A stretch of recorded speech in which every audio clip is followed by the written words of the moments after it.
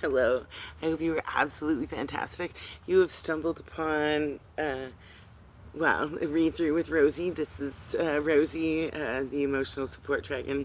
We are reading through my most recent book, which is volume 3 of the Preflight Safety Instructions, Harm Reduction, Education, and Empowerment series.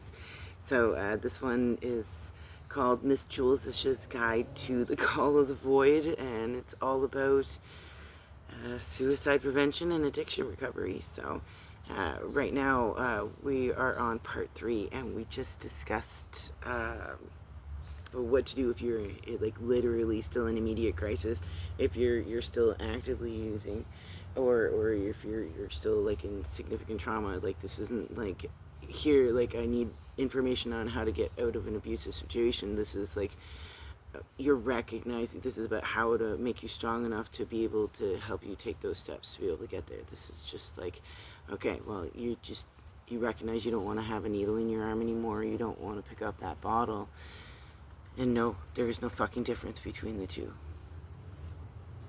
So when it comes down to it, this is just about healing and rising above, so that we can stop being eaten by the predator class. What the fuck? Okay, so essentially this is part 3. We're looking at what to do when you're out of immediate crisis. Congratulations, like, honestly, like 100% congratulations, seriously. The screaming will quiet down eventually. Start small, and recognizing your need to physically heal from this experience, as well as from, well, everything. I recommend starting with all the healthy stuff that we discussed in part 2, which is obviously available before this one. Please check it out. It's all the links to the this playlist to go through the entire book will be listed in the description, as well as the comment section. So go check it out. Okay, so basically right now it's just, you gotta do all that physical stuff to be able to heal yourself, and now's the time for you to take 2 seconds and actually like process on what the fuck is going on, right? So like basically, like, rest and process. Recognize how everyday actions and responses put into play now can help buffer your future. Grab a solid nap and start drinking some healing teas instead of cycling over a bag of smokes and a bucket of coffee. Now that you've stopped shaking, it's time to remember who the fuck you really are. Like, seriously, like, you've been there's been a veil put over your eyes, and now it's you're essentially taking that shit off. Go stretch and go wash your face, like, right now. Just go wash your face. We're gonna figure this shit out, okay? It's way too late for you to exchange your meat suit, but we can improve upon what's still operational, and we can mechanize the rest. Even if you didn't party like a rock star, your physical self has just been essentially ridden just as hard as your thought pattern. Like, even if you didn't do anything physically, you still, all of that cortisol released into your muscles. Even before we start talking about your body's inability to metabolize and properly excrete waste, it's just, yeah, you know what? Like, your body's getting really fucked up when you're just as stressed, even if you're not riding it. Like, so essentially, go take a soaker bath. Go and give yourself like a really good scalp massage. This will also give you the opportunity to figure out how many dents you actually have in your head, because there's more than one, and you fucking know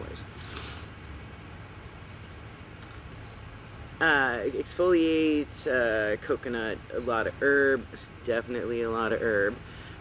Go wash off as much as despair as possible, and check out how well you clean up. Like, it's terribly important that you take the time regularly to see how well you clean up. Like, seriously. It's also, you are fucking awesome. Like, you are so awesome, and it's totally your birthright to recognize it. Like, honestly and truly, like, take the cobwebs off your disconnected face, because you are more than what happened.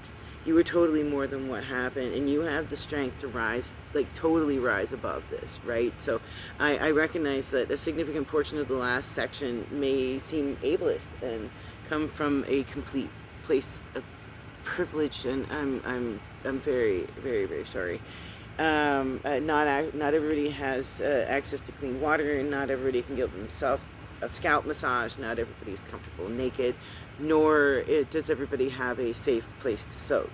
So I also recognize that not everybody can recover from significant trauma to the brain also, but many can.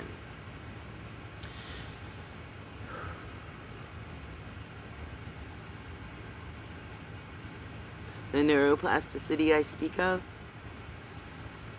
it discusses like how your neurons they compensate through reorganization and further axonal sprouting. So you're not getting like new neurons, but like your neurons themselves are, because you can't like grow new neurons after a certain point, but what you can do is that reorganization, is that the ability of axons that are like the neurons that are essentially not doing as much as they could, taking on a lot more weight, it's getting a lot more strength. But this has to be done during recovery, right? So this is heavily studied. So this is Topin in 2006. Check out Angel's Friend and Friends in 2010. Darsalia and Friends in 2005. Topin again.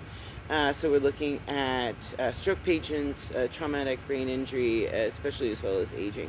So, and there's like a whole paragraph of references of articles that I read, like Apple and Friends in 2017, Galvin and Jin in 2007, Riddle and Lichten-Wallner in 2017. So go, please check out the research. Therefore, you can still do so much stuff after a traumatic brain injury, but it's also like it's just not going to be the exact same stuff. But it's about recognizing that you have to work on that recovery right after the injury. So work on your brain to heal your brain. So